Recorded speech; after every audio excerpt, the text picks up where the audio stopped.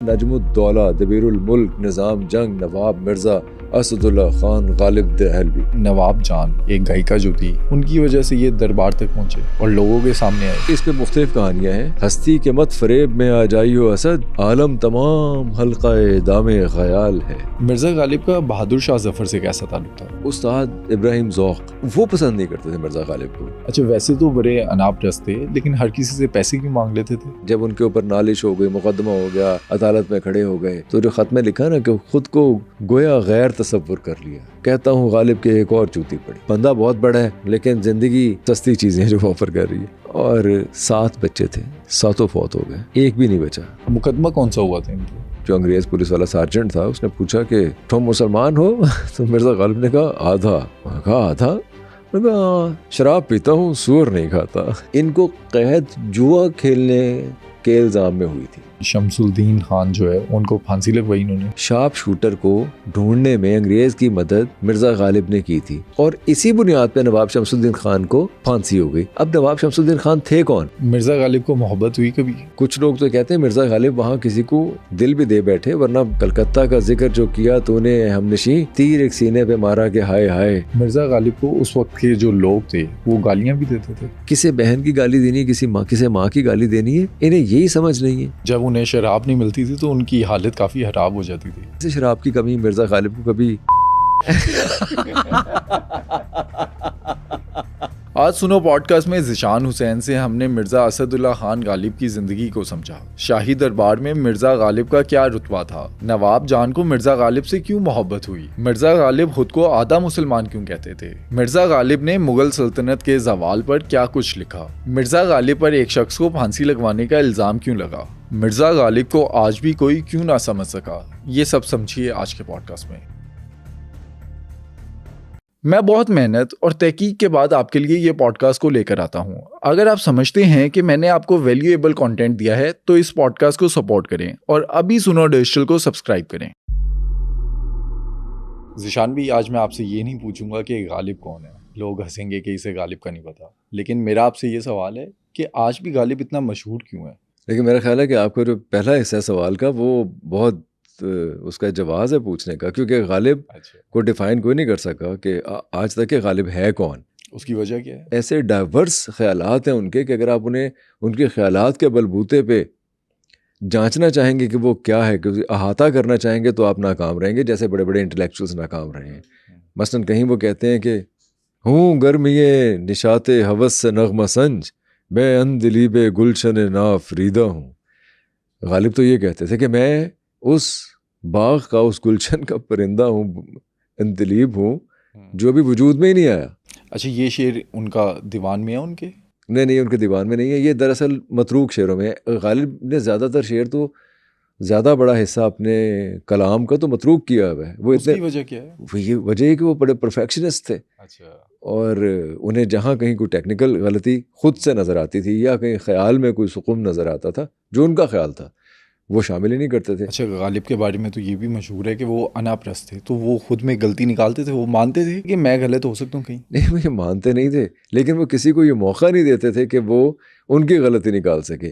آپ شعر سنیے ان کے، جو نسخہ حمیدیہ کے نام سے جو چھپا ہوا ہے ایک دیوان، جس میں ان کے متروک شعر ہیں، اب تو چھپ گئے نا، سارے موجود ہیں۔ قمری کفے خاکستر و بلبل قفس رنگ، اے نالا نشان جگر سوختہ کیا ہے، دیر و حرم آئینہ تکرار تمنا، واماندگی شوق تراشے ہے پناہ۔ پھر ایک جگہ بڑا زبردست کہتے ہیں، خاک بازی امید کارخانہ طفلی، یاس کو دو عالم سے لب بخندے وا پایا۔ یعنی مطلب یہ ہے کہ وہ کہتے ہیں یہ جو آپ بہت بڑے بڑے نظریات گھڑ رہے ہیں نا، یہ کارخانہ طفلی تو بچوں کے کھیلنے گھروندے ہیں، بچے جیسے گھروندے بناتے ہیں اس طرح سے ہیں، جو ایک ابدی حقیقت ہے اس کو تلاش کرنے کے لیے جو آپ کر رہے ہیں، لیکن جو ایک الٹیمیٹ ریئلٹی ہے، جو ایک مستقل حقیقت ہے، وہ تو یاس ہے۔ اب یاس ایک ایسا لفظ ہے جس کا میں کوئی انگریزی میں یا اردو میں بھی ترجمہ نہیں کر سکتا۔ ہم تو عام معنوں میں یاس نا امیدی کہتے ہیں نا، لیکن یہ ڈیسپریشن ہے، ایک ایٹرنل ڈیسپریشن آپ سمجھ لیجئے، کائناتی آفاقی ڈیسپریشن ہے۔ جب وہ کہتے ہیں کہ وہ ہنس رہی ہے آپ پہ، لب بخندے وہاں، یعنی اد کھلے ہونٹوں کے ساتھ ہنستے ہوئے طنز سے ہنس رہی ہے، سارکیسٹکلی ہنس رہی ہے وہ آپ پہ، یاس جو الٹیمیٹ ریئلٹی ہے، تجھے جو مرضی کر لو. اچھا یہ ہے مرزا غالب، اور یہ سارے متروک شعر ہیں میں آپ کو سنا رہا ہوں. اچھا، اگر ہم بیک گراؤنڈ میں جائیں تو مرزا غالب کا آغاز کہاں کے تھے، کون تھے، اگر سمجھیں گے؟ آغاز تو پیدا تو وہ آگرہ میں ہوئے تھے. والد ان کے سپاہی تھے، سپاہ گری ان کا پیشہ تھا، اور اسی طرح جنگ لڑتے لڑتے کسی نواب کی وہ شہید بھی ہو گئے. اس کے بعد ان کے چچا کے پاس ان کی پرورش کا آگے نصر اللہ بیگ صاحب کے پاس آ گیا. نصر اللہ خان جو تھے وہ ان کے چچا تھے، ان کے مرہٹوں کی طرف سے وہ لڑ رہے تھے، آگرے کے قلعے پہ تعینات تھے، لیکن جب لارڈ لیک وہاں آئے تو انہوں نے بغیر لڑے آرام سے وہ جو قلعہ ان کے حوالے کر دیا. اور اس کے بدلے میں انگریزوں نے انہیں پھر کچھ جاگیریں وغیرہ بھی دے دیں، جو بعد میں جب فوت ہو گئے نصر اللہ بیگ تو وہ جاگیریں واپس لے کے ان کو پینشن مقرر کر دی. وہ پینشن کے پھر 3 حصے کیے گئے. وہ ایک حصہ نصر اللہ بیگ کی بیوہ اور بیٹیوں میں جاتا تھا، ایک حصہ ان کا رشتہ دار تھا خواجہ حاجی، اس کو جاتا تھا. 2000 خواجہ حاجی کو جاتے تھے، 1500 بیوہ اور ان کی بیٹیوں کو جاتا تھا، اور 150 یوسف ان کے بھائی جو تھے مرزا غالب کے، اور مرزا غالب کو جاتا تھا. اچھا، مرزا غالب ان میں سے کوئی 600 روپے یوسف کو بھیجتے تھے، پھر 900 روپے ان کے پاس رہتے تھے. 900 میں سے 400 روپے دینے کے لیے پابند تھے وہ امراؤ بیگم کو، جو کہ ان کی بیوی تھیں، کیونکہ ان کی بیوی نواب احمد بخش کی بھتیجی بھی تھیں. نواب احمد بخش وہ تھے جھروکا کے والی جھروکا، جنہیں کہ انگریز نے گارڈین مقرر کیا تھا یہ سب کچھ دینے کے لیے. اب آگے چلتے ہیں کہ وہ آگے ان کے پھر بڑے لمبے قصے ہیں، کیونکہ نواب شمس الدین خان نواب احمد بخش خان کے بیٹے تھے، جن سے کہ بہت زیادہ برگشتہ تھے مرزا غالب. اچھا، شاعری میں کیسے آئے؟ گاڈ گفٹڈ، بالکل گاڈ گفٹڈ، کیونکہ بہت ہی کم عمر میں شعر کہنا شروع کر دیے تھے. شروع میں اسد تخلص کرتے تھے. اچھا، پھر کسی ایک عام سے شاعر کا، انا پرستی کی مثال ہے، پھر ایک عام سے شاعر تھا، کوئی اس نے کوئی بھونڈا سا شعر کہا اور اسد تخلص اس کا بھی تھا، تو انہوں نے اسد تخلص چھوڑ دیا. ورنہ اسد ان کا تخلص بہت لمبے عرصے تک رہا. اور اسد دراصل اردو شاعری کے بارے میں ان کی کہا جاتا ہے کہ انہوں نے 23 24 25 سال کی عمر تک اردو شاعری کر لی تھی جو کرنی تھی. اردو ان کی ظاہر زبان تھی، اردو شاعری وہ کر چکے تھے. بعد میں فارسی شاعری جو ہے اس میں زیادہ بڑے خیال انہوں نے باندھے ہیں. یہ مرزا غالب کا اپنا خیال ہے، لیکن ان کا جو مشہور ہوا ہے کلام وہ ظاہر ہے ہمارے پاس اردو ہے تو اردو کلام زیادہ مشہور سمجھ سکتے ہیں. بالکل. ان کا دور کیسا تھا؟ بہت پرا شوب، کیونکہ مغل سلطنت تو کرمبل کر رہی تھی بہت بری طرح سے، کمپنی کی حکومت آ گئی تھی، اور کمپنی کے ساتھ وفاداری، دربار کے ساتھ وفادار رہنا ہے، کمپنی کے ساتھ وفادار رہنا ہے. پھر ایک تہذیب مٹ رہی تھی، دوسری تہذیب آ رہی تھی. جب بھی ایسا دور دنیا میں آتا ہے کہ جب ایک تہذیب ختم ہو رہی ہے دوسری تہذیب اس کی جگہ لے رہی ہے، تو وہ بہت حالات بہت مشکل بھی ہوتے ہیں لوگوں کے لیے، کیونکہ آپ کی ویلیوز، کسٹم، موریس، ٹریڈیشنز، ہر چیز کے اوپر اٹیک ہو رہا ہوتا ہے. پھر آپ سیدھی سی بات ہے کہ آپ ایک غیر قوم کے سامنے واضح طور پہ مغلوب ہو چکے تھے اور آپ غلامی کے راستے پہ ہی قدم رکھ چکے تھے. مرزا غالب کو ان ساری باتوں کا ادراک بہت پہلے سے تھا. اچھا، وہ کیونکہ بہت دور کی سوچنے والے انسان تھے. یہ بھی کہا جاتا ہے وہ 100 سال آگے کے شاعر تھے. بالکل 100، میرا تو خیال ہے 200 سال ہے، کیونکہ وہ آج بھی اتنے ہی ریلیونٹ ہیں. وہ 1869 میں وفات پائی انہوں نے، اور آج وہ اتنے ہی ریلیونٹ ہیں. اسے ثابت کیا جا سکتا ہے کہ وہ اتنے ہی ریلیونٹ ہیں جتنے کہ 1869 میں تھے. اور کن باتوں سے کیا جا سکتا ہے؟ بس ان کے فلسفیانہ پہلوؤں کو آپ لے لیجئے. نہ تھا کچھ تو خدا تھا، کچھ نہ ہوتا تو خدا ہوتا، ڈبویا مجھ کو ہونے نے، نہ ہوتا میں تو کیا ہوتا. یہ ایک اشارہ ہے کہ یہ جو کائنات ہے یہ تو بلائنڈ لاز اور اصولوں کے تحت چلتی جا رہی ہے. اب مرزا یہ سوال اٹھاتے ہیں کہ میں اگر نہ بھی ہوتا تو کیا یہ کائنات یوں ہی چلتی جا رہی ہوتی جیسے چلتی جا رہی ہے؟ تو وہاں سوال تو اس کا جواب یہی ہے کہ ہاں، آپ کے ہونے نہ ہونے سے کوئی فرق نہیں پڑتا. بالکل ٹھیک. تو ان کے جو سوال ہیں مرزا غالب کے، وہ آفاقی نوعیت کے سوال ہیں کہ کیا کائنات حقیقی ہے یا غیر حقیقی ہے. اچھا، آپ یہ دیکھ لیجئے، ہستی کے مت فریب میں آ جائیو اسد، پھر اسد ہے. ہستی کے مت فریب میں آ جائیو اسد، عالم تمام حلقہ دام خیال ہے، یعنی کہ یہ ایک کوئی ایبسلیوٹ ریئلٹی ہے جس نے سوچا اور یہ کائنات بن گئی، بنائی گئی، اس کی سوچ کا نتیجہ، تو ہم سب کسی کی سوچ میں زندہ ہیں. مطلب یہ آئیڈیلزم کا ایک شعر ہے جو فلسفے میں آئیڈیلزم کا، تو یہ آپ طے نہیں کر سکے کہ دنیا، بہت لمبی بحث چلتی رہی کہ دنیا میٹر ہے یا آئیڈیا ہے، میٹر سے ہے یا آئیڈیا سے. مذاہب کی ایتھیزم کے ساتھ بحث ہی یہ ہے کہ کائنات کیا خود سے وجود میں آ گئی یا کسی کے وجود کا حصہ ہے، کہ کسی کے وجود سے ایمنیٹ ہوئی ہے یہ، یا یہ ایٹریبیوٹ ہے کوئی کہ کسی نے کچھ بولا اور یہ کائنات وجود میں آ گئی، بنی کیسے. تو مرزا اس کے اوپر سوال اٹھاتے ہیں. پھر انسان کا مقصد کیا ہے اس کائنات کے اندر؟ جب ہم یہ طے کر لیتے ہیں کہ بھئی آپ ہوتے یا نہ ہوتے، یہ کائنات ہونی تھی اور ایسے ہی چلنی تھی جیسے چل رہی، بلائنڈ لاس کے تحت یا ڈٹرمنڈ لاس کے تحت، تو پھر انسان کے ہونے، میرے ہونے میں کیا رسوائی؟ مطلب اس کائنات میں میرا مقصد کیا ہے پھر آنے کا؟ مرزا غالب مشہور کیسے ہوئے؟ سننے میں آتا ہے کہ نواب جان ایک گائیکا جو تھی، ان کی وجہ سے یہ دربار تک پہنچے اور لوگوں کے سامنے آئے. نہیں، ایسا نہیں ہے، گائیکا کے ذریعے نہیں پہنچے. اس پہ مختلف کہانیاں ہیں. ایک کہانی تو یہ ہے کہ مرزا غالب شروع سے کوشش کر رہے تھے کہ دربار ایک ایسی جگہ تھی کہ جہاں تک پہنچنا بہت عزت و احترام اور ریکگنائز، آپ پوئٹ لوریٹ بن جاتے ہیں وہاں جا کے اگر آپ وہاں تک پہنچتے ہیں. تو جیسے ہمارے ہاں آج کل پرائڈ آف پرفارمنس وغیرہ کے لیے لوگ پیچھے پڑے ہوتے ہیں، تو وہ دربار تھا. تو مرزا غالب اور ان کے دوست کوشش کرتے جا رہے تھے مسلسل، اور مرزا یہ سمجھتے تھے کہ وہ ان تمام شعراء سے اور اپنے عہد کے جو لوگ ہیں ان سے، اور خاص طور پہ ہندوستان میں جو فارسی میں شاعری کرنے والے لوگ تھے ان سے بہت بہتر ہیں، کیونکہ وہ ہندوستان میں فارسی زبان میں شاعری کرنے والوں کے بہت خلاف تھے کہ یہ بہت زیادہ اوٹ پٹانگ شاعری کرتے ہیں، اور چڑھتے بھی تھے ان لوگوں سے. اسی لیے چڑھتے تھے کیونکہ انہیں پسند نہیں تھے. ہندوستان میں فارسی میں شاعری کرنے والے لوگ پسند نہیں تھے کہ وہ اچھی شاعری نہیں کرتے. اسی لیے وہ جو الجھن تھی وہ قتیل سے تھی.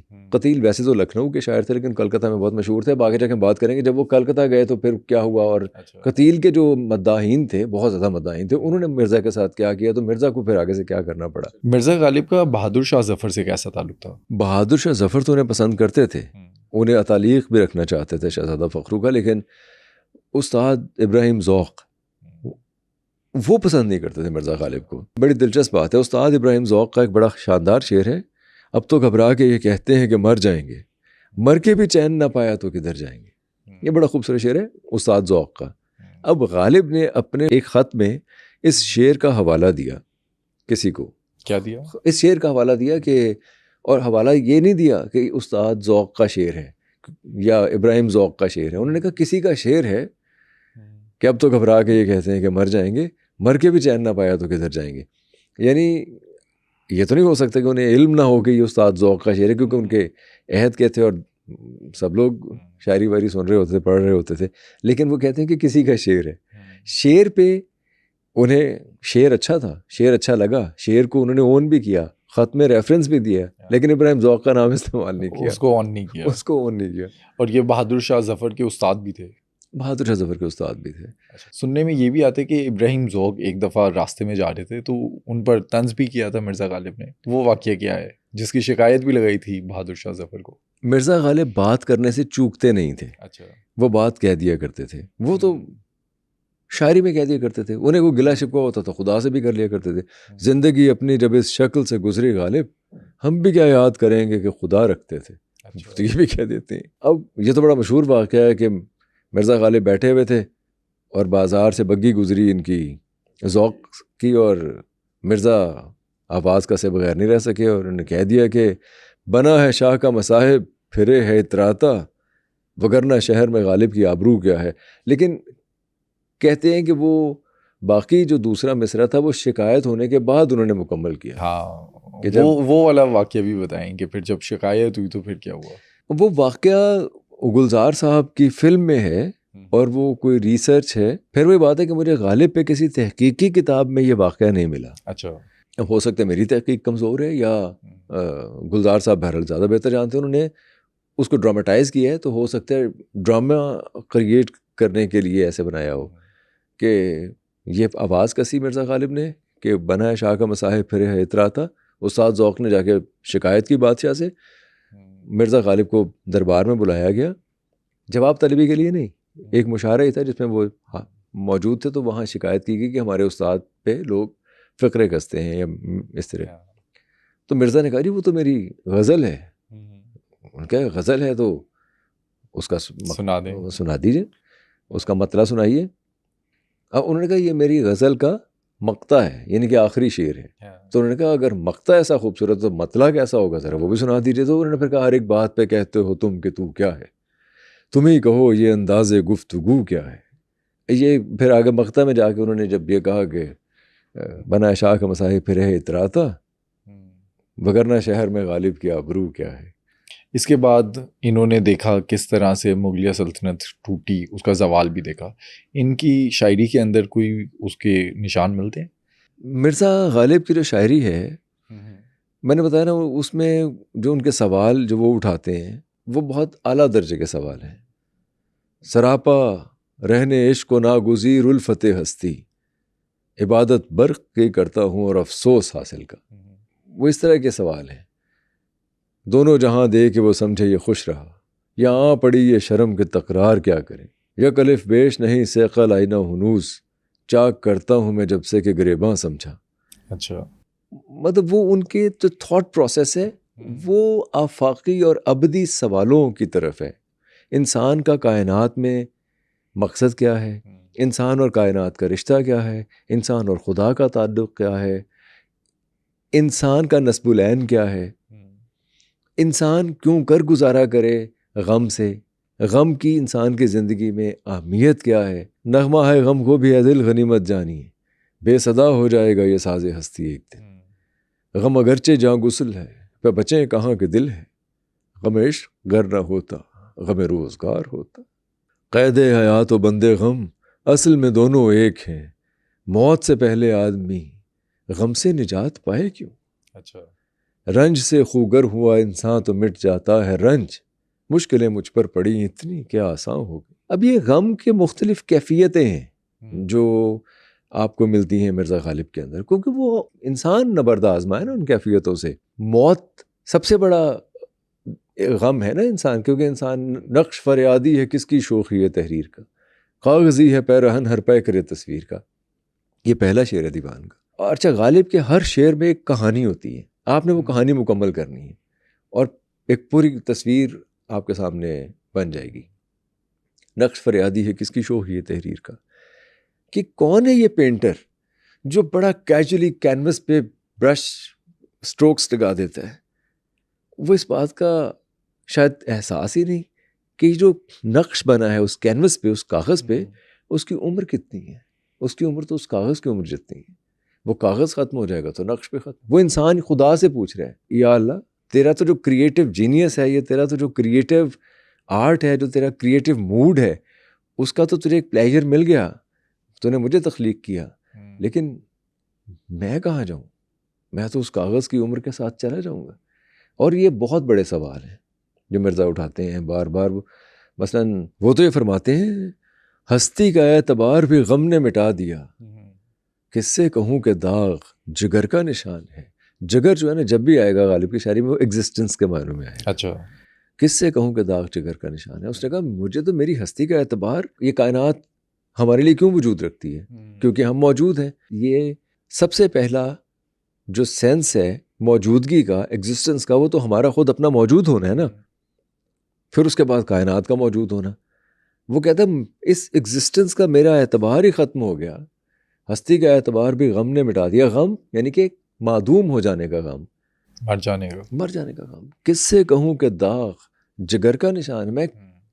میں کس سے بتاؤں کہ یہ جو داغ ہے، یہ جو نشان ہے میری ہستی کا مٹا ہوا، کیسے بتاؤں کہ کبھی یہ میری مکمل ایگزسٹنس تھی. اچھا، قمری کف خاکستر و بلبل قفس رنگ، اے نالا نشان جگر سوختہ کیا ہے. یہ قمری جو پرندہ ہے وہ تو محبت میں، چاند کی محبت میں مٹھی بھر خاک بن گیا، مٹ گیا. بلبل قفس رنگ، وہ پنجرے کا رنگ جو ہے، اس کی آہو فریاد پنجرے کا رنگ بن گئی. میں کس سے کہوں کہ داغ جگر کا نشان ہے. میری ایگزسٹنس کا کیا ہو. یہ بار بار سوال اٹھاتے ہیں وہ. اچھا، وہ ظاہر ہے خدا سے سوال اٹھاتے ہیں. اگر ان کی شاعری بھی دیکھیں تو وہ کائنات اور انسان کے وجود کے اوپر سوال اٹھاتے ہیں، لیکن ایک شاعر اپنی سوسائٹی میں جو کچھ ہو رہا ہوتا ہے اس پر لکھتا ہے، تو ان کے سامنے تو مغلیہ سلطنت ٹوٹ گئی، زوال آ گیا، تو اس پر کچھ نہیں لکھا انہوں نے. ہاں نہیں، آپ کا سوال بالکل بجا سوال ہے. شاعری میں نہیں لکھا. شاعری میں اگر دیکھوں تو مجھے ایک شعر ملتا ہے بس ان کا. وہ کون سا؟ وہ یہ کہ گر یوں ہی روتا رہا غالب تو اہل جہاں، دیکھنا ان بستیوں کو تم کہ ویراں ہو گئیں. اب لیکن وہ ساری بستیاں ایسی ویراں کسی کے لیے بھی کہا جا سکتا ہے. غالب نے اپنے عہد کے بارے میں اگر کچھ لکھا اور بہت اچھا لکھا، وہ خطوط ہیں ان کے جن میں انہوں نے لکھا. اردو ہندی ہے، اردو معلیٰ ہے، وہ ان کے تقریباً 200-250 خطوط ہیں جن میں انہوں نے، اور یہ سوچ کر نہیں لکھا، انہوں نے تو خط ہی لکھے ہیں. انہوں نے تو اپنا معافی ضمیر بیان کیا، انہوں نے تو جذبات، آپ کو پتہ نا غالب نے جب خط کے اسلوب کو چینج کر دیا تھا. غالب کوئی القابات استعمال نہیں کرتے تھے لمبے چوڑے، ورنہ ان کا جو پورا نام شاید اگر آپ نے سنا ہو تو ان کا پورا نام ہے نجم الدولہ دبیر الملک نظام جنگ نواب مرزا اسد اللہ خان غالب دہلوی. پورا نام تو پھر یہ بنتا ہے، لیکن وہ غالب ہی لکھتے ہیں. اچھا، دعاؤں کا طالب غالب، خیر اندیش غالب، یہ جو بھی لکھنا انہیں غالب ہی لکھنا ہے. اور بات کرنے کا سلیقہ بھی ایسے ہی ہے کہ جیسے آپ ملاقات ہی کر رہے ہیں، بھائی بٹ صاحب ناراض ہی رہو گے، کچھ کھلاؤ پلاؤ گے بھی، کچھ پوچھو گے بھی، کبھی منو گے بھی. ارے میاں وہ تو فاسق ہے، وہ جھوٹ بولتا ہے، ہم کیا بتائیں کہ ہم کس عذاب سے گزر رہے ہیں. مطلب ان کا یہ طریقہ ہے جیسے ڈرامیٹک مونولوگ کا طریقہ. وہ اس طرح سے خط لکھتے تھے جو کہ بالکل ایک ریولوشن تھا نثر کے میں. اس میں انہوں نے لیکن جو لکھا ہے بہت بڑے بڑے خاندانوں کے اجڑ جانے کے بارے میں، خاص طور پہ مسلمانوں پہ ظلم و ستم کے بارے میں، مسلمان شرفاء رؤساء کے برباد ہو جانے کے بارے میں، ان کی حویلیوں کے قرق ہو جانے کے بارے میں، ان کے خاندان کے سڑکوں پہ آ جانے کے بارے میں، ملک چھوڑ جانے کے بارے میں، دہلی چھوڑ جانے کے بارے میں، دہلی کے بارے میں جو جیسے وہ تاخت و تاراج ہوئی، جیسے گھر کے اندر قید رہے، جیسے بوند بوند پانی کو ترس گئے. اچھا، یہ سب کچھ لکھا ہوا ہے مرزا غالب نے. آپ 1857 کی جنگ آزادی کا اگر کوئی احوال پڑھنا چاہتے ہیں تو کسی بھی ہسٹورین کے مقابلے میں غالب کے خطوط کو پڑھ لیجیے. اچھا، آپ تجربہ کریں گے اس دکھ کا، اس غم کا، اس پوری کوشش کا جو کہ ہوئی، اور اس کوشش کے نتیجے میں جس طرح سے ایک عذاب طاری ہوا ان خاندانوں کے اوپر. غالب کے دور میں کمپنی کی حکومت آ گئی، انگریزوں سے کیسے تعلق تھے؟ اچھا، یہاں آپ کو یہ دیکھنا پڑے گا کہ غالب بہت بڑے انا پرست ہیں. ان کی کہیں انا پرستی جب آڑے آتی ہے تو وہ بہت بڑی بڑی قربانی بھی دے دیتے ہیں اس کے لیے. کوئی مثال؟ مثلاً وہ جب کلکتہ کے دورے پہ جا رہے تھے تو ایک جگہ لکھنؤ میں اودھ کے جو والی تھے، اودھ کے جو حاکم تھے، ان سے ملنے کا ارادہ تھا. بہت زیادہ امید تھی کہ ان سے ملاقات ہوگی، اور مرزا کو جب بھی ایسی کوئی امید ہوتی تھی اس کے ساتھ وابستہ انعام و اکرام، ستائش کی تمنا تھی کہ وہ ہمیں انعام و اکرام دیں گے اور ان کا زیادہ راہ ہوگا، وہ آگے بڑھ جائیں گے. وہاں ان کے وزیر اعظم تھے معتم الدولہ. معتم الدولہ صاحب سے ملاقات طے پا گئی. مرزا غالب نے 150 مصروں کا ایک قصیدہ بڑا شاندار ان کی شان میں لکھ بھی لیا. اچھا، لیکن ساتھ 3 شرطیں بھی رکھتی. کون سی؟ ایک تو یہ کہ معتم الدولہ خود انہیں لینے کے لیے باہر آئیں گے. اچھا. دوسرا ان سے معانقہ کریں گے. تیسرا مرزا غالب نذرانہ پیش نہیں کریں گے کیونکہ ان کے پاس کچھ دینے کے لیے تھا ہی نہیں. لیکن معتم الدولہ نے ان تینوں کو ماننے سے انکار کر دیا اور اس پہ ان کی ٹھن گئی، اور معتم الدولہ نے اودھ کے جو حاکم تھے ان سے ملنے ہی نہیں دیا مرزا غالب کو. تو مرزا غالب کو بغیر ملے وہاں سے نکلنا پڑا، ورنہ انہیں بڑی امید تھی کہ انہیں وہ کچھ نہ کچھ مل جائے گا. پھر انہیں آگے جا کے نواب ذوالفقار علی خان سے تھوڑا مانگنے پڑے پیسے. نواب نے بھی خود نہیں دیے، انہوں نے مہاجن کو آگے کر دیا. مہاجن نے پھر 2000 روپے دیے. وہ 2000 روپے لے کے باندہ سے کلکتہ روانہ ہوئے. مرزا غالب راستے میں گھوڑا خریدا، گھوڑے کو کشتی پہ بٹھایا، خود بھی بیٹھے کشتی پہ اور ساتھ لے کے چلے گئے. ان کی والدہ نے بھی ویسے انہیں 457 روپے بھیجے تھے. اچھا، ویسے تو بڑے اناپ رست تھے، لیکن ہر کسی سے پیسے کیوں مانگ لیتے تھے؟ چھوٹوں سے پیسے مانگتے تھے، بڑے سے نہیں مانگتے تھے. اچھا. جس کو وہ سمجھتے تھے کہ وہ ان کا قدردان ہے، ان سے محبت کرنے والا ہے. مرزا کے لیے پیسے کی کوئی امید نہیں تھی، اسی لیے وہ پیسہ لے بھی لیتے تھے اور اڑا بھی دیتے تھے. خرچ بھی کرتے تھے, دریا دل تھے. اڑاتے کس چیز پہ تھے؟ اڑاتے تو ظاہر ہے وہ کہتے ہیں کہ کھانے کا وعدہ تو خدا نے کیا ہوا ہے, لیکن شراب کا وعدہ نہیں کیا, لہٰذا میں شراب پہ خرچ کر لیتا ہوں, روٹی تو مل ہی جائے گی. وہ وعدہ انہوں نے کیا ہوا ہے, اس لیے وہ شراب پہ خرچ کرتے تھے. لیکن یہ تو عذرائے تفنن ہے. ویسے وہ دریا دل تھے, کسی کی مدد کرنے سے گھبراتے نہیں تھے.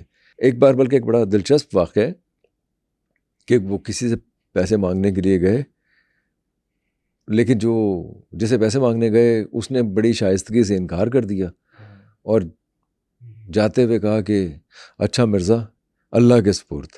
تو مرزا نے کہا کمال ہے, اللہ نے آپ کے سپرد کیا تھا, آپ پھر اللہ کے سپرد کر رہے ہیں.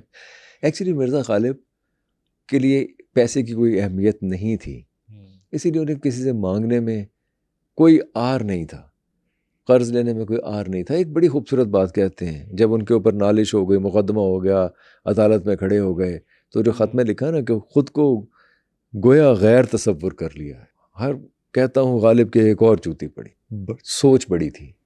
وہ اس جہان سے, اس زمانے سے, اپنے زمانے سے اور ہمارے زمانے سے آگے کا آدمی تھا. اگر وہ ان چھوٹے چھوٹے معاملات میں پھنس کے رہ جاتا, روزگار کے چکر میں اور تھوڑے بہت کمائی کے چکر میں, 9 to 5 کے چکر میں, یا کسی دربار کے چکر میں, تو اتنی بڑی شاعری نہیں کر سکتا تھا. ہماری نسلیں استفادہ نہ کر سکتی. مرزا غالب کا احسان ہے, وہ صحیح کہا ہے رشید احمد صدیقی صاحب نے کہ مغلوں نے جو احسان کیے ہیں نا, وہ 3 ہیں ہندوستان پہ. کون کون سے؟ ایک تو تاج محل, ایک اردو زبان, اور ایک مرزا غالب. اچھا, اس پہ کوئی شک ہی نہیں ہے. مقدمہ کون سا ہوا تھا ان پہ؟ مقدمے تو ان پہ 2 ہوئے ویسے. ظاہر ہے وہ مہاجن نے مقدمہ کیا, یہ پیش ہوئے, اور جو جج تھے وہ تھے, قاضی جو تھے وہ صدر الدین آزردہ تھے, جو خود بہت شاندار شاعر تھے اور ان کے قدردان تھے. انہوں نے مرزا سے پوچھا, مرزا نے کہا کہ بھئی اب نہیں ہے پیسے تو میں کیا کروں, انہوں نے لیے تو تھے ان سے. تو انہوں نے فیصلہ تو خیر مدعی کے حق میں کیا آزردہ نے, لیکن ان کی طرف سے جرمانہ ادا کر دیا خود. اچھا, تو اس طرح سے وہ جان چھوٹ. مطلب ان کو قید نہیں ہوئی؟ ان کو قید اس کیس میں نہیں ہوئی, ان کو قید جوا کھیلنے کے الزام میں ہوئی تھی. اچھا, جوا بھی کھیلتے تھے؟ جوا بھی کھیلتے تھے. مرزا غالب کا یہ کہنا تھا کہ اگر کوئی اپنے پیسوں سے جوا کھیلے پھر کیا برائی ہے. مطلب اگر آپ کسی کے پیسوں سے, کسی کی محنت کے اوپر اگر کوئی لگا رہے ہیں, اگر آپ کسی میچ پہ فکس کر رہے ہیں, میچ کو فکس کر رہے ہیں, تو یا گھوڑے کی کسی دوڑ پہ فکس کر رہے ہیں اور کسی کے پیسے لگوا رہے ہیں اس پہ, تو پھر تو بری بات ہے. لیکن میں اپنے پیسوں سے کھیل رہا ہوں تو پھر کیا ہے. تو لیکن بہرحال وہ سنتری صاحب نے پکڑ لیا, ان کے اوپر کیس ہو گیا, یہ جیل چلے گئے. کافی اس گلزار صاحب نے بڑا اچھا اپنی فلم میں دکھایا سارا کچھ. اچھا, اگر ایٹیٹیوڈ کی بات کریں تو ایک اور ان کا واقعہ ہے کہ جب یہ دہلی کے کالج میں نوکری کے لیے گئے تو وہاں پر ان کو لینے نہیں آیا مسٹر ٹامسن جو ہیں, اس وجہ سے انہوں نے نوکری سے انکار کر دیا. ہاں, اور کہا کیا, انہوں نے کہا کہ بھائی ہم تو نوکری کرنے گئے تھے عزت بڑھانے کے لیے, اگر رہی صحیح بھی خاک میں ملنی تھی تو پھر ایسی نوکری کا فائدہ کیا. حالانکہ مسئلہ یہ تھا کہ انہیں بڑی مشکل سے زبان فارسی پڑھانے پہ مأمور کیا جانا تھا, اور کیونکہ ان کے حالات بہت خراب تھے. لیکن وہ خراب حالات کے باوجود مرزا صاحب اپنی جو ایک تمطراق ہے اس سے باہر نہیں آتے تھے, اور کبھی بھی نہیں آئے ساری زندگی اپنے تمطراق سے باہر. بلکہ جب بہت ہی خطرناک حالات تو وہ تھے جب جنگ آزادی میں چھاپے پڑ رہے تھے, پکڑے جا رہے تھے لوگ. انہوں نے اپنے خطوط میں لکھا کہ لوگوں کو گھروں سے اٹھا کے پکڑ کے لے کے جا رہے ہیں. تو مرزا غالب کو بھی انہوں نے پکڑا. اچھا, مرزا غالب سے پوچھا اس پولیس والے نے, جو انگریز پولیس والا سارجنٹ تھا, اس نے پوچھا کہ تم مسلمان ہو؟ تو مرزا غالب نے کہا آدھا. کہا آدھا؟ نے کہا شراب پیتا ہوں, سور نہیں کھاتا. یہ تھے مرزا غالب. مرزا غالب نے خطوط میں خاص طور پہ جو حاضر جوابی, وٹ, حصے ظرافت, حصے مزاح, بلکہ الطاف حسین حالی تو کہتے ہیں انہیں حیوان ناطق کہنے کے بجائے حیوان ظریف کہنا چاہیے. شرارتی تھے, بہت شرارتی تھے. اور مثلاً ایک دفعہ رمضان کا مہینہ آ گیا تو یہ کہیں ایک خاص گھر کے اندر ایک کوٹھڑی میں بیٹھ کے شراب پینا شروع کر دیا کرتے. تو نواب شیفتہ آ گئے, انہوں نے کہا ارے مرزا ہم نے تو سنا ہے کہ رمضان میں شیطان قید ہو جاتا ہے, تو مرزا بولے آ جائیے, یہی وہ جگہ ہے جہاں قید ہوتا ہے. مرزا غالب کا سر سید احمد خان سے کیسا تعلق تھا؟ تعلق بہت اچھا تھا. 20 سال بڑے تھے مرزا غالب سر سید سے, اور سر سید کا خاندان بہت متمول اور شاہی خاندان کے بہت قریب تھا.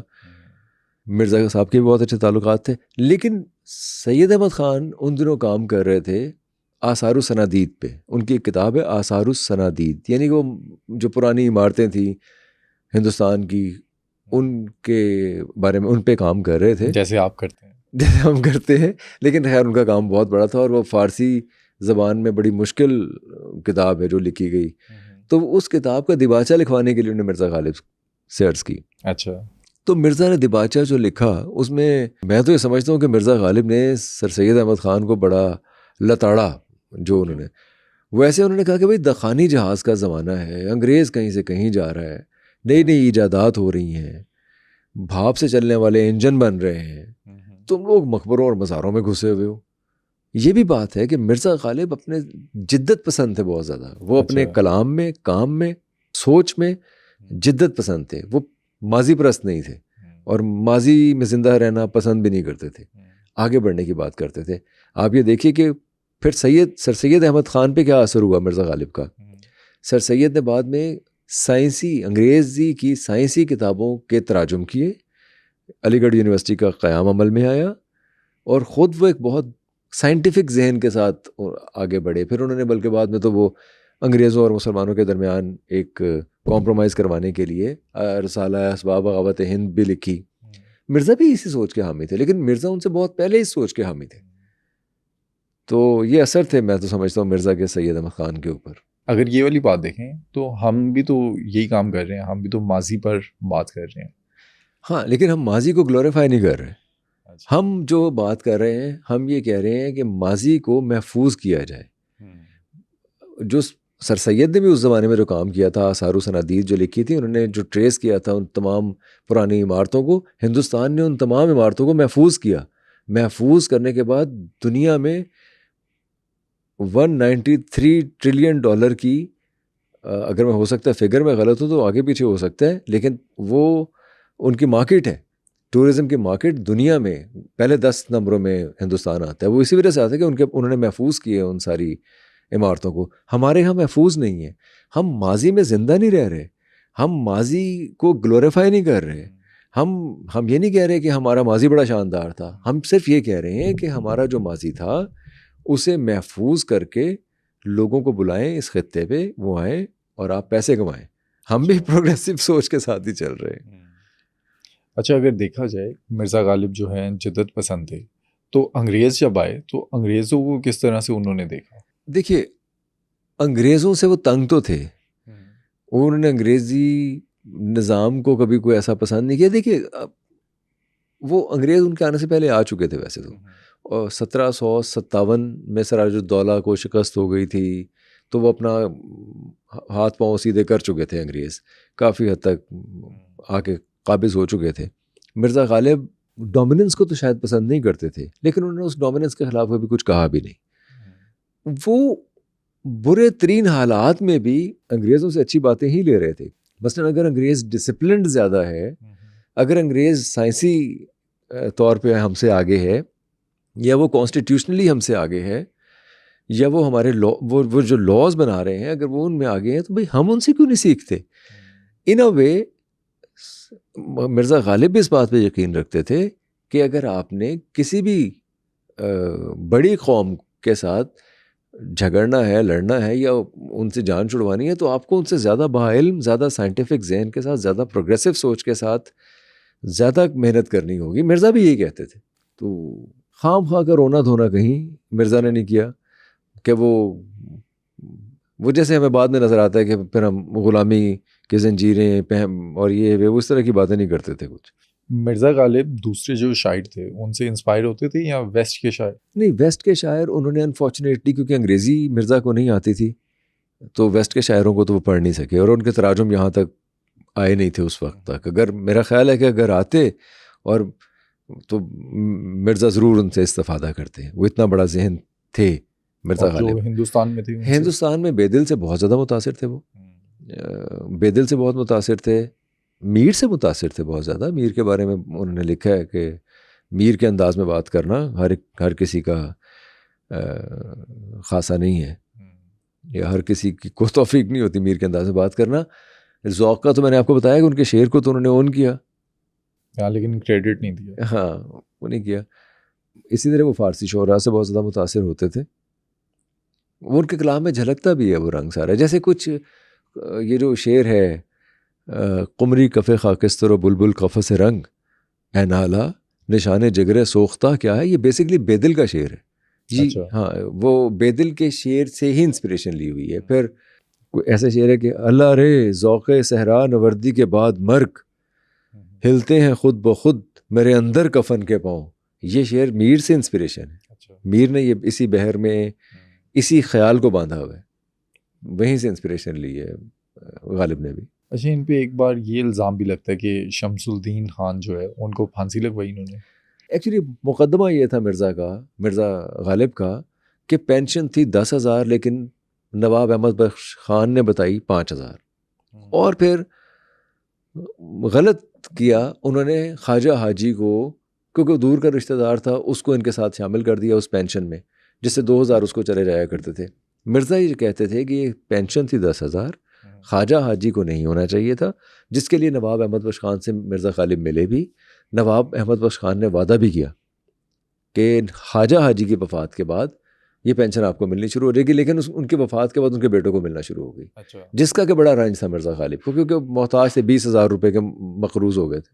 اب ایک ریزیڈنٹ تھے وہاں دہلی میں ولیم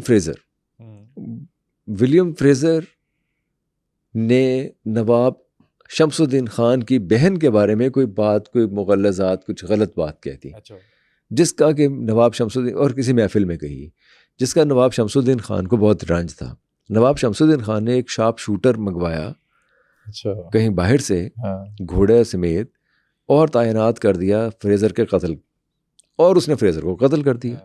فریزر کو قتل کیا تو وہ شوٹر دہلی ہی میں کہیں وہ چھپ گیا. انگریز اسے ٹریس کرتے رہے، ڈھونڈتے رہے. اب کہا یہ جاتا ہے کہ مرزا غالب نے اس کو ٹریس کرنے میں انگریز کی مدد کی تھی، کیونکہ بعد میں جب وہ ٹریس ہو گیا تو وہ وعدہ معاف گواہ بن گیا نواب شمس الدین خان کے خلاف، اور اسی بنیاد پہ نواب شمس الدین خان کو پھانسی ہو گئی. اب نواب شمس الدین خان تھے کون؟ نواب مرزا داغ کے والد تھے. وہ مرزا داغ بہت بڑے شاعر، بہت ہی شگفتہ شاعر ہیں، بہت ہی شاندار شاعر ہیں. آپ نے وہ بڑی خوبصورت غزل تو سنی ہوگی نا، لطف وہ عشق میں پائے ہیں کہ جی جانتا ہے. یہ مرزا داغ کی ہے. یہ مرزا داغ کی ہے جو نور جہاں نے گائی. یہ بڑی شاندار غزل ہے. لیکن مرزا داغ کے بھی تعلقات مرزا غالب سے کھنچے رہے. ایک تو مرزا غالب کے ہر ایک کے ساتھ ہی ایسے ہوتا ہے، وہ خود کہتے ہیں خدایا جذبہ دل کی مگر تاثیر الٹی ہے، کہ جتنا کھینچتا ہوں کھنچتا جائے ہے مجھ سے. خود اپنے آپ سے بھی تنگ ہوتے تھے وہ. اچھا، تو اس کے بعد پھر پھانسی ہو گئی انہیں؟ ہاں، نواب شمس الدین خان کو پھانسی ہو گئی. مرزا غالب کے اوپر یہ الزام لگا کہ نواب شمس الدین خان کی پھانسی کے لیے شارپ شوٹر کو ڈھونڈنے میں انگریز کی مدد مرزا غالب نے کی تھی کچھ اور لوگوں کے ساتھ مل کے. یہ الزام لگا ان کے اوپر. ان کو کبھی افسوس ہوا اس بات کا؟ نہیں، انہیں کبھی. اچھا، انہوں نے اس بات کو قبول بھی نہیں کیا. شمس الرحمان فاروقی صاحب کا ایک ناول ہے کئی چاند تھے سر آسماں، اس میں اس واقعے کا ذکر ہے بڑے ایک خوبصورت سے پیرائے میں. اس میں یہ کہ جب نواب شمس الدین خان کی ڈیڈ باڈی پڑی ہوئی تھی، سب لوگ آ کے کانڈولنس کر رہے تھے، تو ایک صاحب آئے، انہوں نے آ کے کہیں رونا دھونا کیا اور یہ کہہ دیا کہ ظالموں نے تجھے بھی نہیں چھوڑا. تو وہ جو کہا کہ ظالموں نے تجھے بھی نہیں چھوڑا، وہ اشارہ ایکچولی مرزا غالب کی طرف تھا، کیونکہ اس شخص کی بھی مرزا غالب کے ساتھ جو ہے وہ ایک مخاصمت چل رہی تھی. اس طرح یہ تاثر ملا کہ مرزا غالب نے شاید وہ کیا ہے. باقی مرزا غالب تھے تو میں نے بتایا نا دل میں رکھتے تھے بات. جیسے قتیل جو شاعر تھے ان کے وہ خلاف تھے، تو جب وہ کولکتہ پہنچے تو 10 سال ہوئے تھے انہیں فوت ہوئے قتیل کو. تو مرزا انہیں پسند نہیں کرتے تھے، مرزا سے رہا نہیں گیا. مرزا نے ان کے بارے میں کچھ کہہ دیا اور وہاں ایک ہنگامہ کھڑا ہو گیا شور مچ گیا بہت زیادہ، یہاں تک کہ مرزا کو پھر لکھ کے معافی مانگنا پڑی اور قتیل کی مدح سرائی میں کچھ کہنا پڑا وہاں. لیکن مرزا یہ کہتے ہیں کہ میں نے اس لیے کہا کہ وہ یہ نہ سمجھے کہ دہلی سے ایک بہت ہی بد تہذیب شخص آیا تھا اور آ کے وہ ایسی باتیں کر کے چلا گیا، اس لیے میں نے لکھ کر دیا تھا. ہم نے مرزا غالب کو دیکھا کہ وہ انسان کے وجود اور کائنات کے وجود پہ تو سوال اٹھاتے ہیں، لیکن مرزا غالب کے ہاں خدا کا کیا تصور تھا؟ ان کے بڑے مختلف انداز تھے. ایک چیز تو کہ خدا کا وجود ہونا، پھر دوسرا انسان کا خدا سے تعلق ہونا. وہ ان دونوں کو بڑے مختلف رنگوں میں دیکھتے ہیں. مثلاً جب کہ تجھ میں نہیں کوئی موجود تو پھر اے خدا یہ ہنگامہ کیا ہے. ایسے بھی لیتے ہیں جیسے میں نے آپ کو پہلے بھی ایک شعر سنایا کہ نہ تھا کچھ تو خدا تھا، کچھ نہ ہوتا تو خدا ہوتا، ڈبویا مجھ کو ہونے نے نہ ہوتا میں تو کیا ہوتا. ایک یہ بھی آپ ایک رنگ ہے. ایک بڑا ہی اہم ہے ان کا شعر، اصل شہود و شاہد و مشہود ایک ہیں، حیران ہوں پھر مشاہدہ ہے کس حساب میں. یعنی جو چیز واضح ہے، دیکھنے والا ہے، وہ سب ایک ہیں. تو کیا اس کائنات سے ہٹ کے مشاہدہ میں جو اگر مشاہدہ کروں میں، ہم سب تو جو دیکھا جا رہا ہے، جو دیکھنے والا ہے اور جسے دیکھا جا، وہ سب ایک ہی ہیں. تو مشاہدہ پھر کون کر رہا ہے؟ آپ ذرا سوال اٹھائیے کہ کائنات سے علیحدہ کوئی اینٹی ہے جو اس کا مشاہدہ کر رہی ہے؟ میں تو نہیں ہوں. تو پھر وہ کون ہے؟ یا تو وہ خدا ہے. لیکن ہم یہ کہتے ہیں کہ وحدت الشہود والے جیسے کہتے ہیں کہ خدا خود ریفلیکٹڈ ہے، اس کے ایٹریبیوٹس ریفلیکٹڈ ہیں اس کائنات میں. تو پھر وہ بھی نہ وے اسی کا پرتو ہے، یعنی کہ کائنات خدا ہی کا پرتو ہے نا، اسی کے ایٹریبیوٹس ہیں. تو پھر مشاہدہ کون کر رہا ہے؟ اس طرح کے سوال بھی ہیں جو مرزا غالب اٹھاتے ہیں. پھر ایک بڑا برجستہ سا ان کا ایک انداز ہے جس میں وہ کہتے ہیں ہم کو معلوم ہے جنت کی حقیقت لیکن دل کے خوش رکھنے کو غالب یہ خیال اچھا ہے. اب وہ یہ بھی کہہ دیتے ہیں شاعر کے خیال کے ساتھ ساتھ اس کا مزاج اور موڈ بھی بہت اہم ہے کہ وہ کس تناظر میں، کس وقت، کس لب و لہجے میں بات کر رہے ہیں. تو کہیں مرزا غالب ہمیں خدا سے گلا کرتے نظر آتے ہیں، کہیں وہ کہتے ہیں دیکھیو غالب سے نہ الجھے کوئی، ہے ولی پوشیدہ اور کافر کھلا. اس کا مطلب وہ کہتے ہیں اندر سے ولی ہے، اندر سے مانتا ہے سب کچھ، لیکن اپنے نظریات میں وہ انکار بھی کر سکتا ہے. مطلب دونوں صورتیں رکھتا ہے وہ. مرزا غالب آپ کو کہیں ایک موحد نظر آئیں گے، کہیں ملحد نظر آئیں گے، کہیں صوفی نظر آئیں گے، کہیں متشکک نظر آئیں گے، کہیں شاکی نظر آئیں گے، کہیں وہ بیزار نظر آئیں گے، کہیں وہ بہت مؤدب اور نظر آئیں گے. یہ ہر رنگ ہے، وہ خدا کے ساتھ بھی ہے اور انسانوں کے ساتھ بھی ان کا ایسے معاملہ. مثلا محبوب کا تصور ہے، ان کا جو محبوب کا تصور وہ بھی تمام کلاسیکل پوئٹس وہ محبوب کی شان میں قصیدے پڑھتے ہیں. غالب کبھی بھی محبوب کا سراپا بیان نہیں کرتا. اچھا، وہ اس کی پریزنس کا احساس دلاتا ہے. کہیں وہ کہے گا وہاں وہ غرور عز و ناز، یہاں یہ حجاب پاس وضع، راہ میں ہم ملے کہاں بزم میں وہ بلائے کیوں. آپ کو مرزا غالب محبوب کے وجود میں، محبوب کے سراپا میں، محبوب سے غرض میں بہت زیادہ کہیں آپ کو وہ بچتا ہوا نظر آئے گا کہ سر زیر بارے منت درباں کیے ہوئے. اور ایسا ہی شکوہ وہ خدا سے بھی کرتے ہیں، یا رب زمانہ مجھ کو مٹاتا ہے کس لیے، لوہے جہاں پہ حرف مقرر نہیں ہوں میں. مرزا غالب کو محبت ہوئی کبھی؟ مرزا غالب کو نہیں ہوئی. مرزا غالب سے ایک ڈومنی تھی جنہیں وہ کہتے ہیں کہ مغل بچے بھی عجیب ہوتے ہیں، جس پہ مرتے ہیں انہیں مار رکھتے ہیں. تو ایک ڈومنی کو میں نے بھی مار رکھا ہے. ایکچولی وہ ایک خاتون نواب جان تھی جو ان کے عشق میں تھیں، ان کی غزلیں گاتی تھیں اور وہ ان سے محبت کرتی تھیں. لیکن جب کلکتہ گئے نا مرزا غالب تو کلکتے کا بڑا شاندار احوال پیش کرتے ہیں. اس میں سب سے اہم چیز جو بیان کرتے ہیں وہ ہیں نازنین بتا، یعنی خواتین، کیونکہ وہ انگریز کا دور تھا، وہاں ذرا ریل پیل تھی، خوبصورتی تھی، خواتین بھی نظر آتی ہوں کہ بازاروں میں، کوئی دہلی میں نظر نہیں آتی تھیں. تو مرزا غالب بڑے متاثر تھے ان سے. بلکہ کچھ لوگ تو کہتے ہیں مرزا غالب وہاں کسی کو دل بھی دے بیٹھے، ورنہ بنارس کے اندر جس طرح وہ بنارس کا نقشہ کھینچتے ہیں، اور بنارس میں ان کو جاننے والا تھا ہی نہیں. وہ اگر جس محبت سے بنارس کا ذکر کرتے ہیں، یا کلکتہ میں جس طرح سے وہ کلکتہ کا ذکر جو کیا تو نے ہم نشیں، تیر ایک سینے پہ مارا کہ ہائے ہائے، وہ کہتے ہیں کہ یقیناً کہیں نہ کہیں کو دل دے بیٹھے ہوں گے لوگ کہتے ہیں. تو لیکن اس رقاصہ وہ جو نواب جان تھیں، ان کو ریسپونڈ اس طرح سے نہیں کر سکے مرزا غالب. جب پوچھا گیا تو وہ کہتے ہیں کہ اڑنے سے پیشتر ہی میں گرفتار ہو گیا تھا. یعنی کہ 13 برس کی عمر میں تو ان کی شادی ہو گئی تھی امراؤ بیگم سے. تو میرا خیال ہے کہ مرزا غالب ذرا امراؤ بیگم کا بھی خیال اور تھوڑا بڑی سوچ رکھنے والے آدمی تھے، اس لیے وہ ان معاملات میں پڑے نہیں. مرزا غالب کی اولاد میں سے ابھی کوئی ہے نسل میں سے؟ نہیں، مرزا یہ بھی بہت بڑا، یہ ایک بہت انفارچونیٹ تھا اور اس کا مرزا غالب پہ بہت اثر تھا. یعنی کہ ایک تو اتنا بڑا آدمی، اتنی بڑی سوچ، اتنا بڑا شاعر، اور اسے دربار تک رسائی نہیں ہے. وہ پھر پیسوں کے معاملے میں بہت تنگ ہاتھ ہے اس کا، وہ چھوٹے چھوٹے مہاجروں سے پیسے مانگتا پھر رہا ہے. پھر کوئی اس پہ مقدمے کرتا ہے، ظاہر مقدمے کرنے سے پہلے گھر کے دروازے بھی کھٹکھٹاتا ہوگا. تو مرزا کسی طریقے سے ڈیل کرتے ہوں کہ بندہ بہت بڑا ہے لیکن زندگی جو آفر کر رہی ہے وہ بہت ہی سستی چیزیں جو آفر کر رہی ہے. اور 7 بچے تھے. اچھا. 7 فوت ہو گئے، ایک بھی نہیں بچا. اور یہ پیدا ہوتے ہی یا بعد میں؟ کوئی پیدا ہوتے بہت ہو گیا، بہت بڑا تو کوئی بھی نہیں ہوا. پھر ایک بچہ انہوں نے لے کے پالا، زین العابدین، وہ تھوڑا بڑا ہوا. اس کے بچے بھی تھے 2، وہ فوت ہو گئے. ایک خط میں ذکر بھی کرتے ہیں کہ ایک بیڑی تو تھی میرے پاؤں میں، اب 2 بیڑیاں بھی ہیں میرے پاؤں میں. وہ 2 بیڑیاں ایکچولی زین العابدین کے دونوں بچوں کو کہہ رہے ہیں. ایک بیڑی جو ہے وہ اپنی شادی امراؤ بیگم کی کہہ رہے ہیں کہ میں زندگی کے بھنور میں اس طرح سے ہوں، ذمہ داریوں کا ایسا ایک بوجھ ہے میرے اوپر کہ میں یہاں سے نکل نہیں سکتا. ذمہ داری تو تھی، محسوس کرتے تھے، اپنے بھائی سے بڑی محبت کرتے تھے یوسف مرزا سے. حالانکہ یوسف بیگ مرزا جو ہے وہ تھوڑے اسپیشل تھے. اچھا. وہ بہت نارمل نہیں تھے، ذمہ دار آدمی تھے. مرزا غالب میں تو سمجھتا ہوں بہت ہی ذمہ دار آدمی تھے. ہم جب قصے کہانیاں لوگوں سنتے ہیں گدھے کے اوپر شراب لاد کے لے آئے یا شراب پیتے رہے، یا جو ان کے حصے، ان کی جو ظرافت ہے، جو ان کی ظرافت پی رہے اس کے اندر ایک سارکیزم ہے.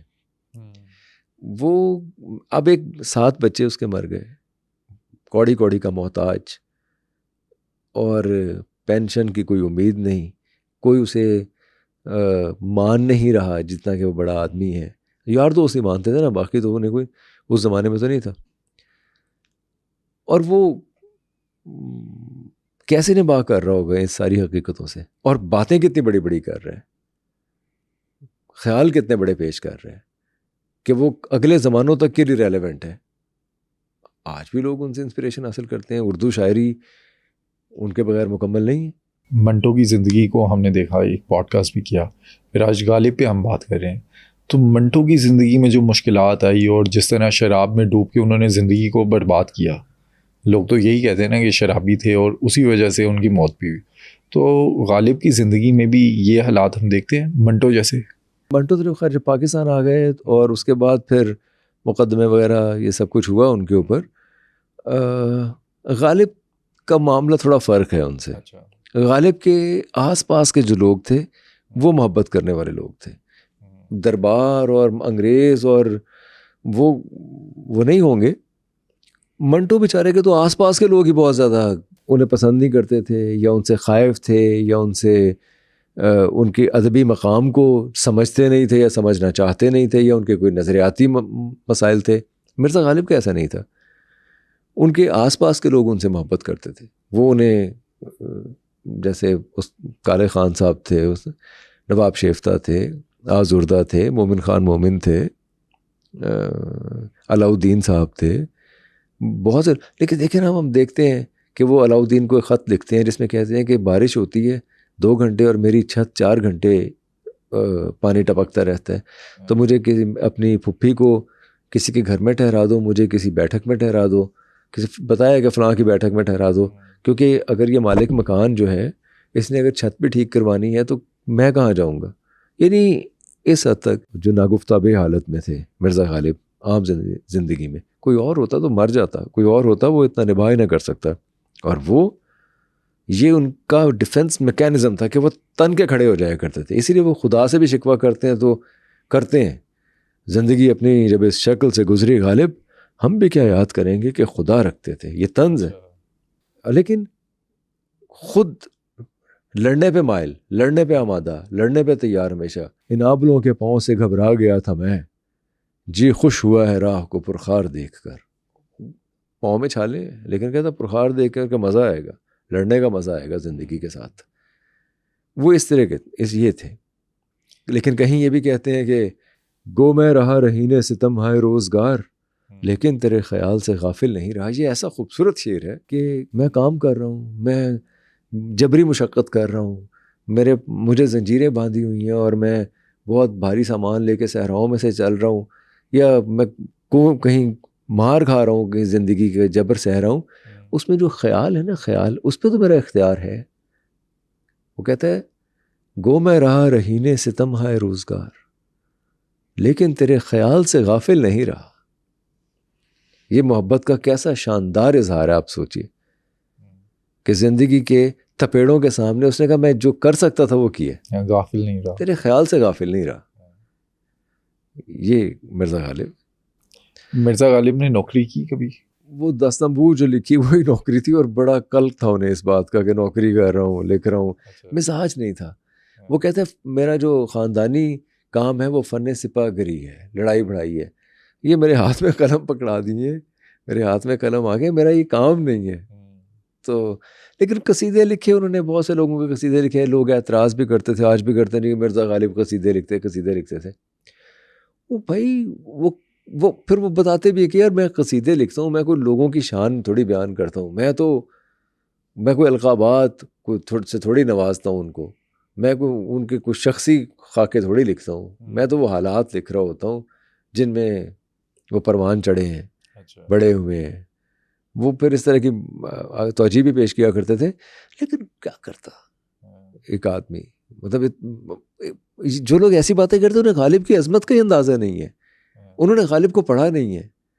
اس نے اپنا آدھے سے زیادہ دیوان اٹھا کے پھینک دیا، چھپوایا ہی نہیں. جیسے میں نے آپ کو عرض کیا نا، جو میں نے شروع میں شعر آپ کو سنائے بھی ہیں، وہ بڑے نسخہ حمیدیہ پڑھیے، آپ حیران رہ جائیں گے کہ یہ ایسے شعر کہنے والا بندہ صدیوں راج کر سکتا ہے، اور اس نے اٹھا کے پھینک دیے. وہ ایسا پرفیکشنسٹ تھا. حذف کر دیے سارے شعر. وہ تو بعد میں چھپے. پھر وہ زندگی چھوٹی تھی اس کے سامنے. زندگی جو ہے نا،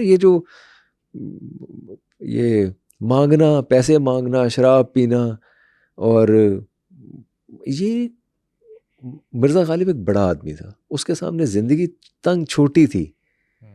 وہ اس لیے اس سے نباہ کر رہا تھا اپنے خیال کو پیش کرنے کے لیے. مرزا غالب کو شراب کی لت لگی کیسے؟ شراب تو رواج تھا، شراب تو ہمیشہ سے وہاں پی جاتی ہے. یہ شراب تو اب میرا خیال ہے کہ یہاں آ کے 1960-70 کے بعد بند ہوئی ہے. لیکن مرزا غالب تو شراب کو بہت زیادہ اہمیت بھی دیتے ہیں، اپنی شاعری میں بڑی اہمیت دیتے ہیں. اور جس چیز کو اپنی شاعری میں اہمیت دیں، اس کا مطلب ہے وہ اسے واقعی بہت امپورٹنٹ جانتے ہیں. مجھ تک کب ان کی بزم میں آتا تھا دور جام، ساقی نے کچھ ملا نہ دیا ہو شراب میں. وہ کہتے مجھ تک کہاں آتا تھا، میں تو دور بیٹھا ہوتا تھا. یہاں پھر محبوب کا تصور ہے، وہ لگتا ہے وہ زہر ڈال دیا تاکہ میں مر جاؤں پی کے. لیکن جب انہیں شراب نہیں ملتی تھی تو ان کی حالت کافی خراب ہو جاتی تھی. ہاں، شراب جب نہیں ملتی تھی تو کافی خراب حالت ہوتی تھی. لیکن انہیں شراب کبھی ایسا ہوا نہیں. وہاں سے 1857 کی جو جنگ آزادی تھی، اس میں انہوں نے کچھ چھپا کے رکھی ہوئی تھی، وہ تھوڑی بہت پی لیا کرتے تھے. انہی دنوں میں خراب تھی. ان دنوں تو پانی نہیں ملتا تھا، شراب کہاں سے ملنی تھی. انہوں نے اپنے خطوط میں لکھا ہوا ہے. وہ تو کہتے ہیں کل کے لیے نہ آج کر خس شراب میں، یہ سوئے زن ہے ساقی کوثر کے باب میں. یہ بلکہ ان کا ایک بڑا زبردست واقعہ ہے کہ وہ شراب نہیں مل رہی تھی اور بہت ٹوٹے ہوئے تھے شراب سے. ان کے ساتھ ان کا ایک دوست بھی تھا. تو انہوں نے کہا بھائی اب ضروری ہے کہ جا کے دعا ہی مانگی جائے اللہ تعالیٰ سے کہ کچھ کہیں سے نصیب ہو جائے. تو چل پڑے دونوں، اور ابھی سیڑھیوں تک پہنچے تھے تو وہ ایک پنٹر مل گیا، اس زمانے کا پنٹر. اس نے حالت دیکھی، اس نے کہا مرزا صاحب، اس نے کہا بھائی 2 دن ہو گئے یا 3 دن ہو گئے، جو بھی جتنے بھی ہوئے، شراب نہیں ملی نہیں. اس نے فوراً اپنی چادر سے بوتل نکالی. اس نے کہا یہ تو ہے. مرزا نے بوتل تھامی اور الٹے پاؤں واپس. وہ دوست پیچھے سے، اس نے کہا بھائی ہم تو آئے تھے دعا مانگنے. انہوں نے کہا دعا پوری جو ہو گئی، مقصد تو یہی تھا نا کہ دعا مانگیں گے تو دعا مانگنی شراب کے لیے تھی، تو وہ تو دعا مانگے بغیر ہی پوری ہو گئی. تو پھر اب دعا مانگنے کی کیا ضرورت ہے. لیکن یہ جو مزاج تھا مرزا کا یہ بڑا ہی معصوم اور محبت کرنے والا مزاج تھا. وہ یہ ان کا ایسا ہی عشق ہے. جب وہ خدا سے عشق کرتے ہیں, جب اس سے معبود مانتے ہیں, جب ان سے محبت کرتے ہیں, تو پھر ان کا رنگ ہی کچھ اور ہوتا ہے. مرزا غالب کو ہندوستان سے باہر کبھی سفر کرنے کا موقع ملا؟ نہیں, انہیں کبھی موقع نہیں ملا, مل بھی نہیں سکتا تھا. ذرائع رسل و رسائل ایسے تھے کہ نہیں مل سکتا. وہ بیچارے یہ جب کلکتہ بھی گئے ہیں تو یہ کانپور اور اودھ اور بنارس یہاں سے ہوتے ہوتے پہنچے ہیں. کوئی 17 مہینے لگے ہیں انہیں. 1000 کلومیٹر کا سفر تھا دہلی سے کلکتہ کا, اور 17 مہینوں میں پہنچے ہیں. اور وہاں جو کچھ ہوا مرزا کے ساتھ وہ بھی ایک کہانی ہے. کیا کچھ ہوا؟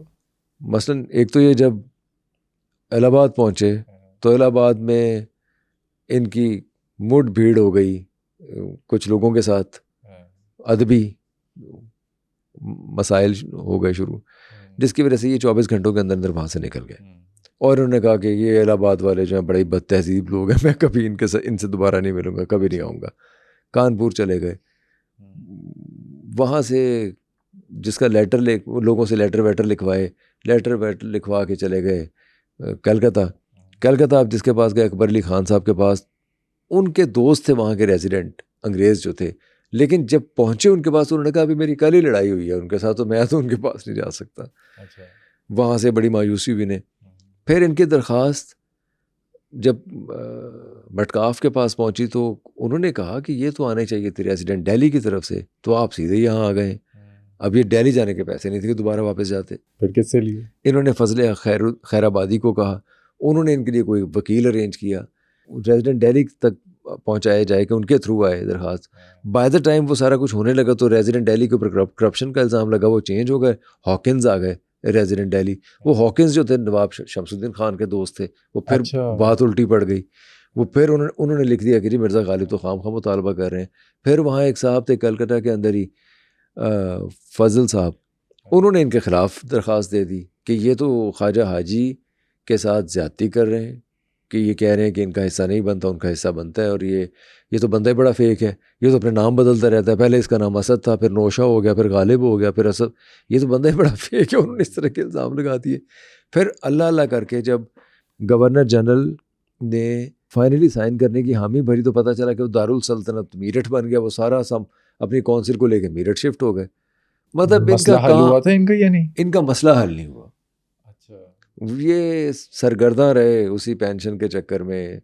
یہ پینشن والا مسئلہ بہت آگے جا کے پھر حل ہوا کچھ دیر کے لیے. اس وقت تو ویسے بیچارے وہ جنگ آزادی کے بعد میں نے بتایا نا, دستہ بو اور یہ جب انگریزوں کو پتہ چلا کہ اچھا یہ تو اپنا ہی بندہ ہے, یہ تو کوئی ایسا کوئی ریبیلیس مائنڈیڈ کوئی ہے نہیں, ہمارے خلاف بغاوت کرنے والا نہیں ہے. اس کے بعد انہوں نے پینشن ان کی بحال کی. ادروائز جو یہ جیسے جو کر رہے تھے اس سے وہ مسئلہ حل نہیں ہوا. مرزا غالب کو اس وقت کے جو لوگ تھے وہ گالیاں بھی دیتے تھے. مرزا غالب برملا اظہار کرتے تھے جو وہ کہنا چاہتے. اچھا, لیکن اس پر بھی وہ کہتے ہیں کہ لوگوں کو گالی دینا نہیں آتی. ایکچولی الطاف انہیں بے رنگ خط ملا کرتے تھے, اس میں لوگ بہت گالیاں بکا کرتے تھے. ایک دفعہ الطاف حسین حالی سے انہوں نے کہا کہ خط پڑھو. انہوں نے خط پڑھا, انہوں نے پھر وہی سارے مغالطات بکی ہوئی تھی لوگوں نے.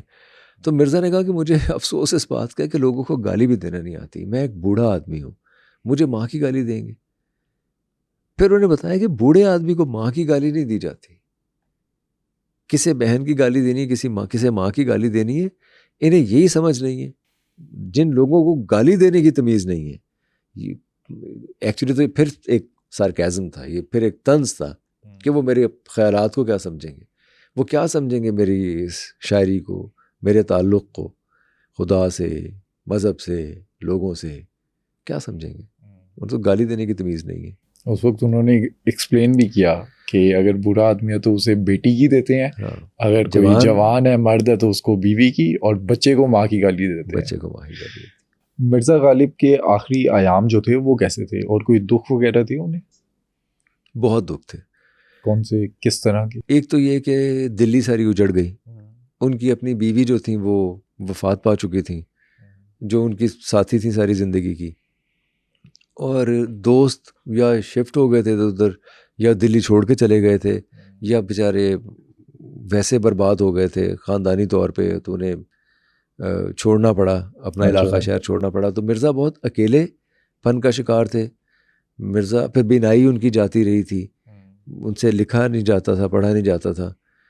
تو آخری ایام ان کے بڑے مشکل تھے. بلکہ کسی نے پوچھا کہ مرزا آپ کے احوال کیا ہیں، تو انہوں نے کہا ہم سے کیا پوچھتے ہو، کچھ دن بعد ہمارے ہمسایوں سے پوچھ لیجیے گا. بلکہ وہ تو کہتے ہیں اس زمانے میں کہ رہیے اب ایسی جگہ چل کر جہاں کوئی نہ ہو، ہم سخن کوئی نہ ہو، ہم زباں کوئی نہ ہو.